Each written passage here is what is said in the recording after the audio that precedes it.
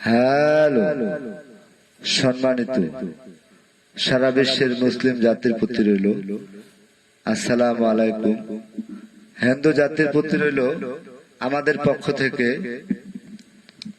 আদাব ও নমস্কার। অন্যান্য জাতির প্রতি রইল আমাদের পক্ষ থেকে আন্তরিক শুভেচ্ছা ও ভালোবাসা। আজকে আমি যে বিষয়টি আপনাদের সামনে তুলে ধরতে যাচ্ছি সেটা হলো আমাদের কবিরাজদের ব্যাপারে কিছু কথা বলতে চাই। সেটা হলো, ভাই আপনি কবিরাজি বিদ্যা শিখেছেন, কবিরাজি করেন, মানুষের কাছে টাকা পয়সা নেন, কিন্তু এমনটা করিয়েন না যে যেটা হবার নয় সেটাও আপনি করে দিচ্ছেন। এভাবে 1 ঘন্টা 2 ঘন্টা 3 ঘন্টা 12 ঘন্টা 24 ঘন্টার সময় নিয়ে মানুষের কাছ থেকে টাকা হাতিয়ে নিচ্ছেন। এটা কিন্তু একেবারে ঠিক না। দুনিয়াটা একদিনের না।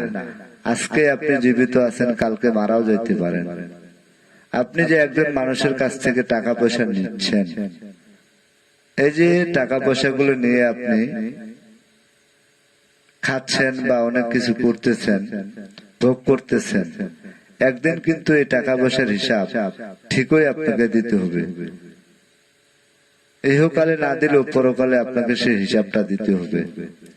আপনি মৃত্যুর পর একজন ব্যক্তির কিছু টাকা পয়সা খেয়েছেন, সেটা কিন্তু হাসরের ময়দানে আপনাকে ছাড়বে না, আর সেই ব্যক্তি আপনাকে মাফও করবে না। কেননা আপনি তাকে কাজের কথা বলে টাকা নিছেন, তারপরে যতটুকু সম্ভব যেভাবে সম্ভব চিট করেছেন।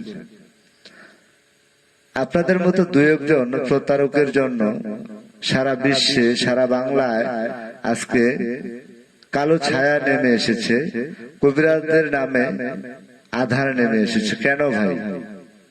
আমরা কি দোষ করেছি? কর্ম করার মতো অনেক রাস্তা রয়েছে ভাই। যে যেটা কর্ম শিখেছেন সে কর্মটাই করবেন। অযথা মানুষের কাছ থেকে টাকা পয়সা নিয়ে মিথ্যা কথা বলে, কিরা কসম কেটে, পিরিতের আলাপ করে মজার মজার কথা বলে টাকা নিচ্ছেন। তারপরে এই যে চিট করতেছেন, মোবাইল নাম্বার বন্ধ অথবা ব্ল্যাক লিস্টে অথবা মোবাইলটাই বন্ধ, এটা কিন্তু ঠিক না। আপনি অনেক কবিরাজ তো প্রতারক, সেটা আছে। আমাদের কিছু কবিরাজ আমরা রয়েছি, আমি কিছু কিছু কাজ পারি, কিছু কিছু তদবির বা চিকিৎসা বা যে ভাষায় আপনি বুঝেন না কেন, যেটা পারি সেটা তো করতে পারি। কিন্তু হয়তো দেখা গেল আজকে আমি একটা কাজ পারি না, সে কাস্টমারটা আমার কাছে এসেছে বা আমার বাড়িতে এসেছে বা আমার মোবাইলে কল দিয়ে পরামর্শ করেছে।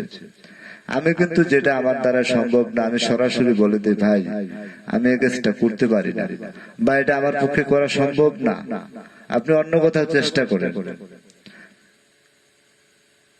তাহলে আমার মনে হয় কাস্টমারটা আপনাকে সম্মান করবে। যদিও আপনি তার কাজ না করেন, তার চোখে আপনি সম্মানের দৃষ্টিতে থাকবেন, আপনাকে সারা জীবন শ্রদ্ধা করবে, সম্মান দিবে।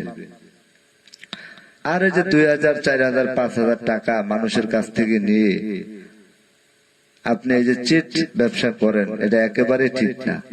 আপনি যে কাজটা পারেন, লিগালে বাস্তবে যে কাজটা পারেন, আপনি সেটার জন্য 10 টাকার জায়গায় কাস্টমারের কাছে যদি 20 টাকাও নিয়ে থাকেন, তারপরেও সেটা মেনে নেওয়া যায়।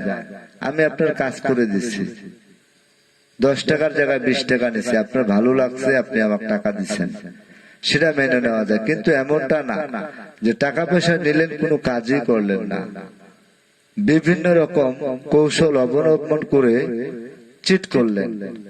আর এরকম 2-1 জন প্রতারকের জন্য আর 2-1 জন কবিরাজের জন্য সারা বিশ্বের, সারা বাংলার কবিরাজদের নামে আজকে বদনাম। আপনার কাছে আমার অনুরোধ থাকলো, ভাই এই ধরনের চিট ব্যবসা ছেড়ে দেন। আপনি যেটা পারেন সেটাই করেন, যেটা পারেন না সেটা পারি বলে কারোর সাথে কথা দিয়েন না।